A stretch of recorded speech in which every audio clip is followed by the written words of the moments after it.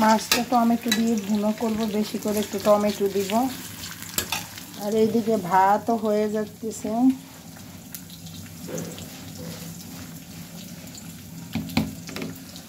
আর এখানে আমি ভর্তা শাক আনছি, ওইটা সিম আলু দিয়ে ভাজি করবে, তবে বিসিয়ালা সিম হলে ভালো হতো, সেটা ছিল না কেয়ার করার।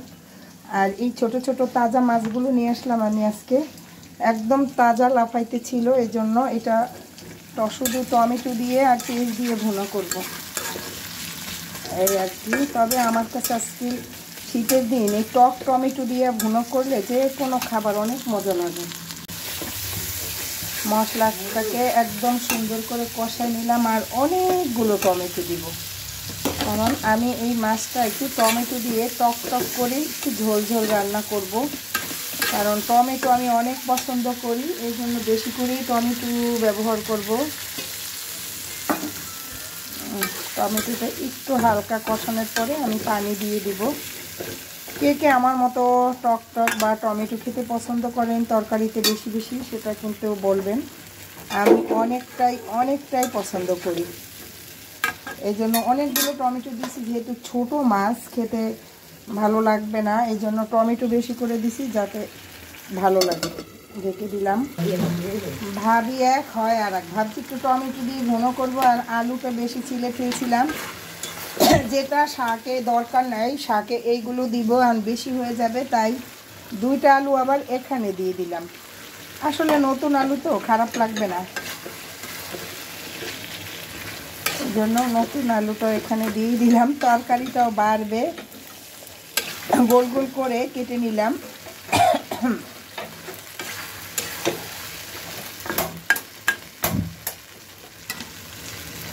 এটাকে আরেকটু ঢেকে দিব।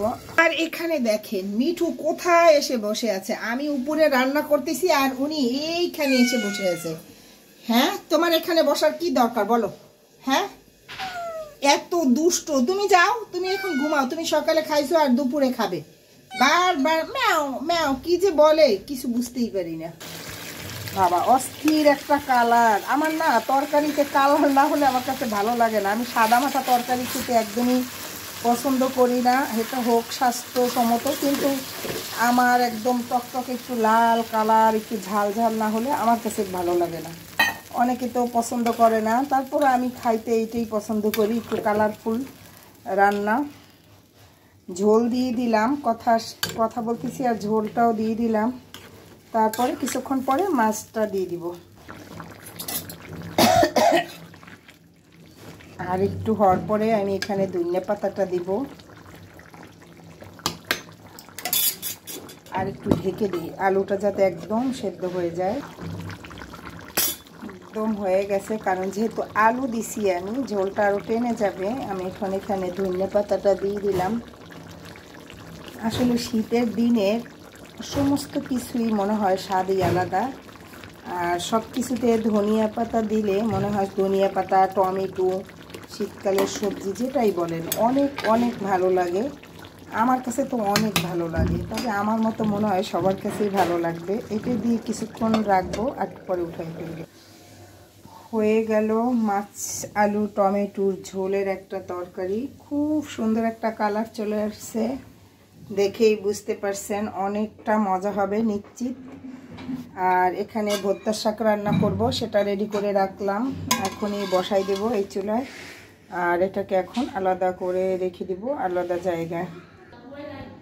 আর এই ভর্তা শাক রান্না করার জন্য কি করতে হবে, প্রথমে সিম আর আলু আর কাঁচামরিচ দিয়ে এটাকে একটু ভাপ দিয়ে নিতে হবে, তাহলে এটা একটু হালকা সেদ্ধ হওয়ার পরে এই শাকটা অ্যাড করতে হবে। তাই এইটাকে আগে সেদ্ধ করে নেব।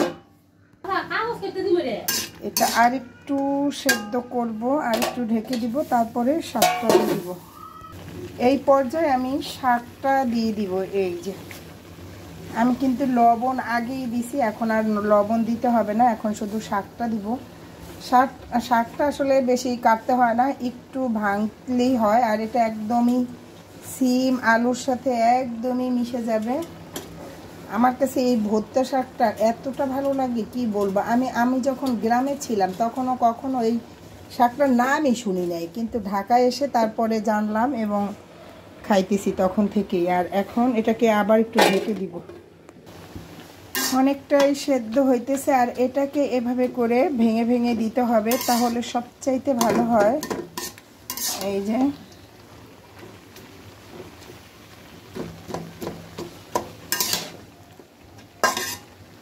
এটাকে আরও সেদ্ধ করব, একদম মিশে যায়, যত শাক, আলু আর সিম তিনটাই যেন একদম মিলে যায়। শাকটা বাগার দেওয়ার জন্য রসুন, পেঁয়াজ আর দুইটা শুকনো মরিচ আমি এটা 2 ফালা করে দিয়েছি। এটা একটু লাল লাল হলেই বাগারটা দিয়ে দিব। আর এই যে শাকটার এই অবস্থা, একদম সবগুলো ভেঙে চুরে দিয়েছি। এর মধ্যে এখন শাকটা দিয়ে দিব, যে শাকটা সেদ্ধ করে রাখছি।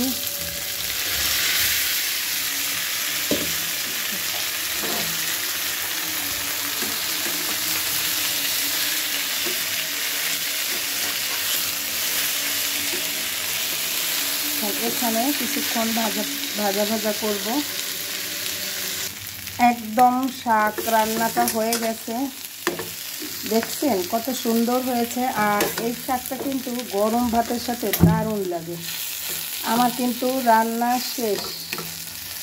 এখন আপনি এই ভর্তা শাক ভাজি দিয়ে 1 প্লেট ভাত খেতে পারবেন গরম গরম ভাতের সাথে, এই গরম গরম শাক ভাজি দিয়ে।